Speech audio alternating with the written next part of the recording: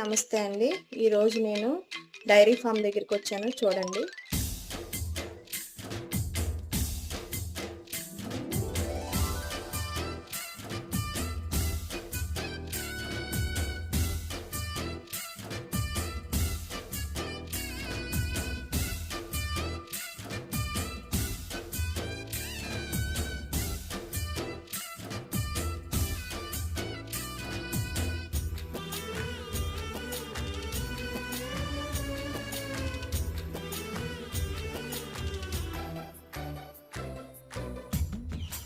వేదపాడి